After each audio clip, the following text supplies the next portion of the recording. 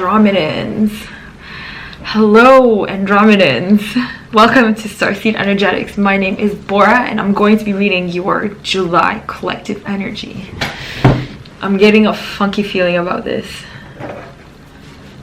Okay, somebody's gonna make you an offer, and you're encouraged to accept this opportunity.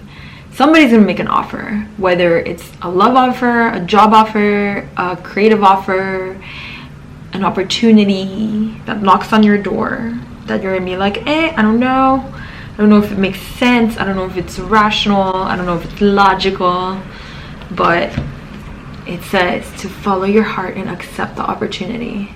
There's a major opportunity in July. Like maybe somebody will ask you to go somewhere with them, or do something with them, or do something for them.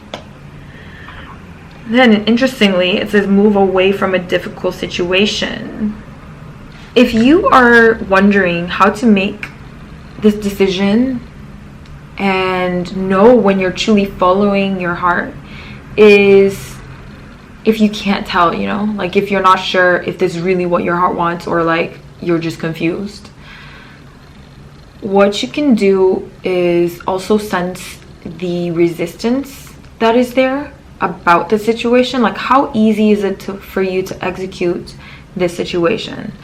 Because is it environmentally synchronistically supported? Can be one of the factors that you use to decide if it's your heart's desires. Because if it's truly your heart's desires and you're personally aligned with that, then there will be a multitude of synchronicities that support this pursuit. So that's one of the things that you can look at. And so it can be that if you're trying to manifest some experience that is not of your heart's desires, then the synchronicities will work in a different way, where it's like synchronistically not supporting the pursuit of this. And I think that was important for some of you guys to hear.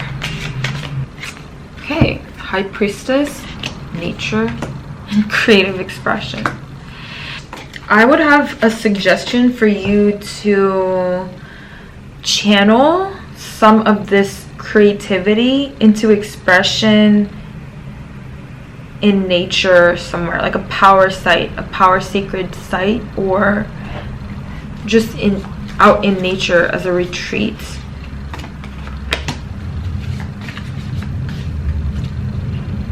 Some of you guys have this resistance with your workplace, and I'm not sure where this energy is arising, but you have to just work with the flow of this emotion that is deeply rooted in something illusory. You have a part to play in this creative endeavor or work with your soul family to express this in a certain way.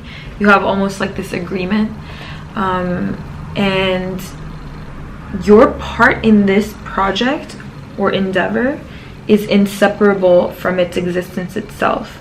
This is something that you need to affirm and empower yourself into knowing that you're a really significant pillar of this. And I'm not sure if this has to do with the opportunity that's being offered. It seems like two separate messages, but of course, how can they be separate messages? Somehow your expression, your creative expression, is channeling a part of yourself that is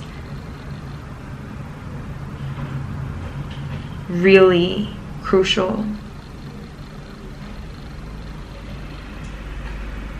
But you have a lot of self-doubt about like what you do and how gifted it is that you do what you do.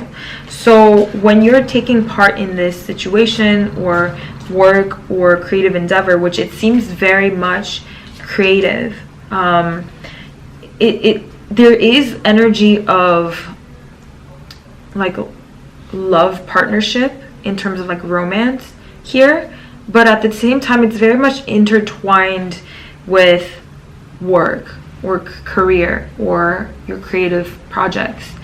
And it's something that you make income from. It's something that could be your main source of income, of how you feed yourself, like literally.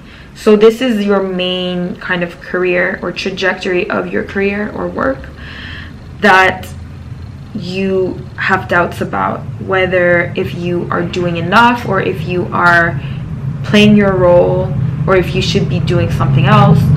There's all these doubts, and the message is that there is none of that without you. Like, it wouldn't exist without you. Even the niche that you want to maybe delve into, that's your niche, that's your role.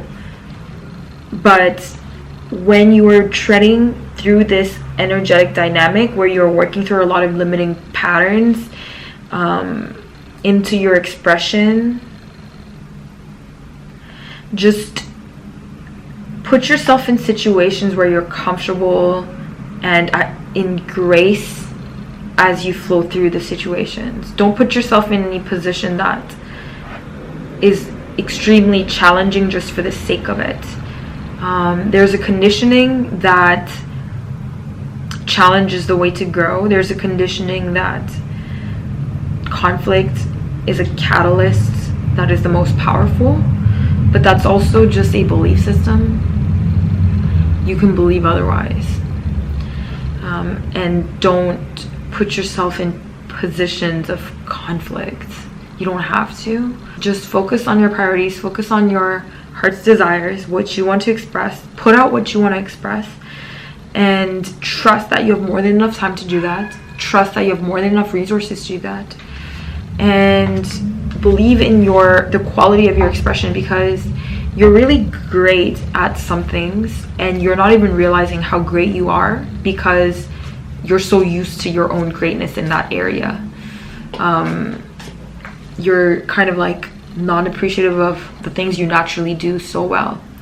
So believe in your worth and value, I think, is one thing. And for a lot of you, maybe these projects that you're pursuing are not yielding as much physical fruit as you were hoping, but perhaps do not rely your value on the metrics of those physical levels. It's not that you don't deserve them, and it's not that it's not coming, but if you have this stagnant belief system that your value and worth is only relevant to these physical, tangible appearances, then it's going to be stuck there until you realize that's not the truth. Until you realize that your value is so much greater than that, it will challenge you to adapt that energy until you get it straight. Do you know what I mean? Because your soul's purpose, sure, you're gonna get what you want, but you have to first align with the truth of yourself, which is like your value isn't measured to like the numbers. And maybe a lot of you feel that way about like physical resources, like finances, that you truly can't tap into the level of infinite self-worth until your net worth is somehow reflective of that. But it will reflect that after you realize that's not your worth, that it's not a reflection, it's a refraction. Huge difference. It's not a reflection, it's a refraction.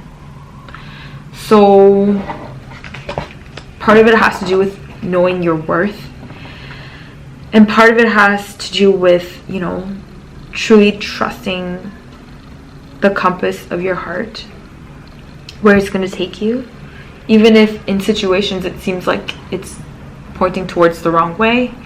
Whatever you desire on your heart's level is for your highest good, and the easiest way out of all seeming conflicts.